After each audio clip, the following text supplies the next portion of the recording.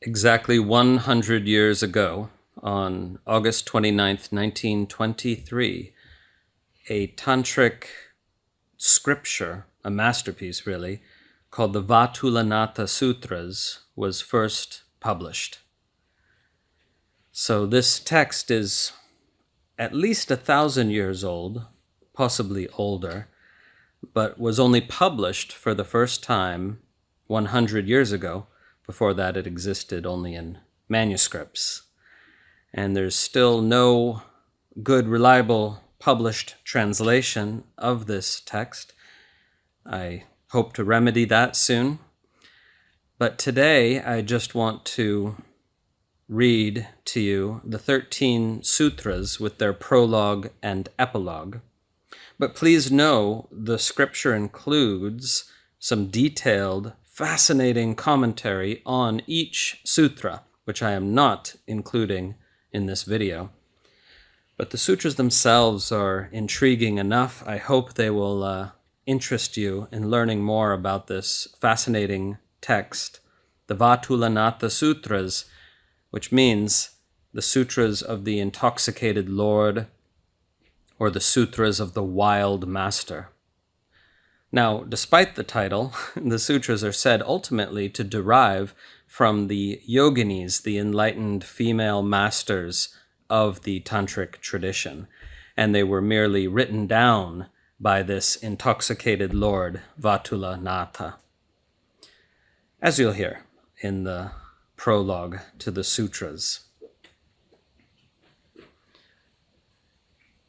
And I quote in my own translation, "Here, according to tradition, the yoginis of the sacred site first taught the revered Vātūlanātha the collection of chummas, or vernacular revelations of yogini wisdom, and then taught him the following sutras, and furthermore taught him through these sutras the extraordinary, unbroken, highest reality, that reality which is free of the stain of the dualities of process and immediacy, existence and non-existence, the real and the unreal, plurality and unity, the conceptual and the non-conceptual, existence in this world and liberation." They taught him this by revealing in his direct experience that which is pointed to by the 13 oral teachings nourished by the ultimate secret. Those teachings follow. 1. Through the activity of the great spontaneous immediacy, one stabilizes in one's true nature. 2. The flow of the activities of consciousness becomes all of a sudden saturated with the attainment of that.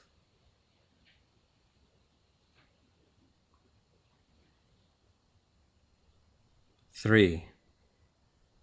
Through breaking open the two casings, there is entry into the great emptiness.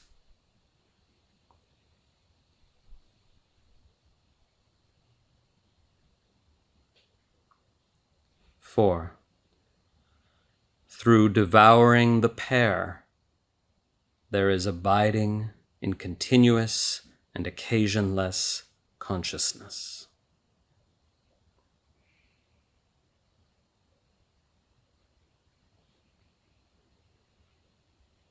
5. Through the love-making of the siddhas and yoginis, the great celebratory unification arises.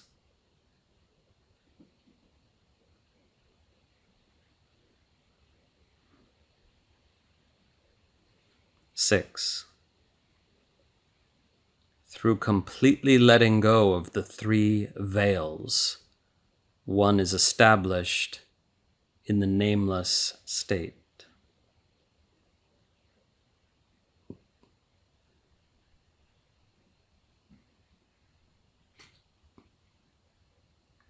Seven, the resonance exists in all instances of the arising and subsiding of the four aspects of the word.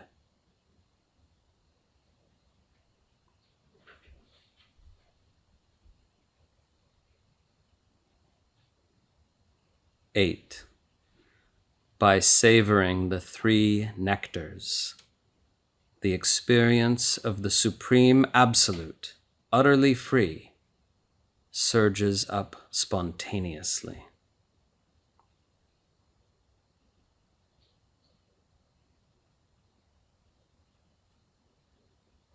Nine, by the shining forth of the four goddesses, one is permanently established in the state of repose within oneself.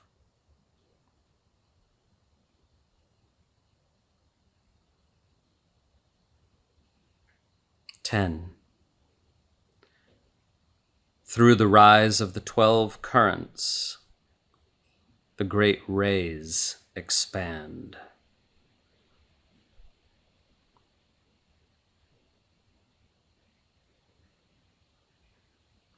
11. When the 5 observances arise, there is immersion into the waveless.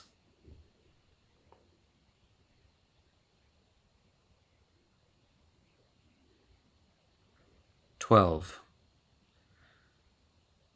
Through immersion into awakened awareness, there is no more relationship with virtue or sin.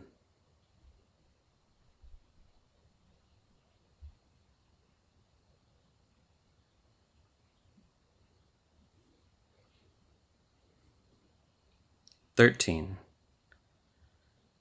Through the power of the inexpressible oral teaching, there is the attainment of the sign of great wonder, and through that, the resonance of the void is known.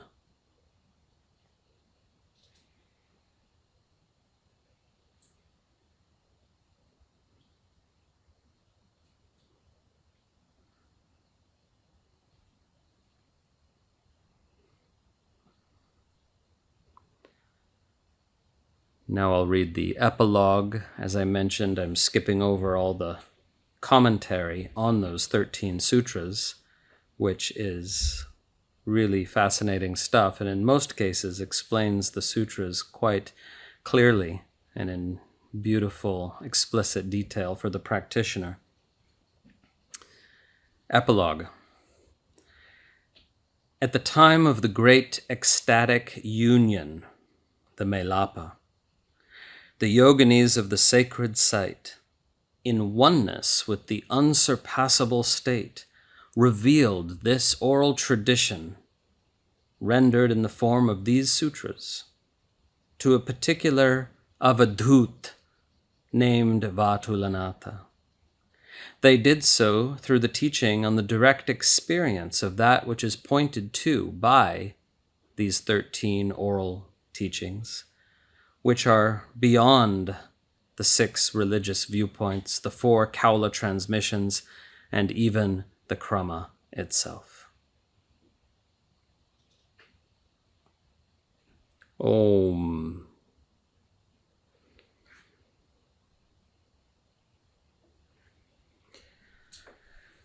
So you'll be hearing more from me on this fascinating text. I hope to bring out a book in the next couple years on the wisdom of the yoginis of the Krama lineage, which will include this text.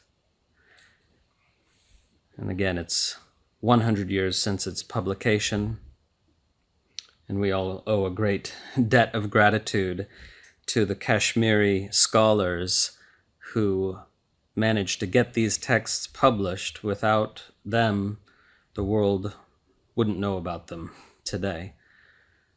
So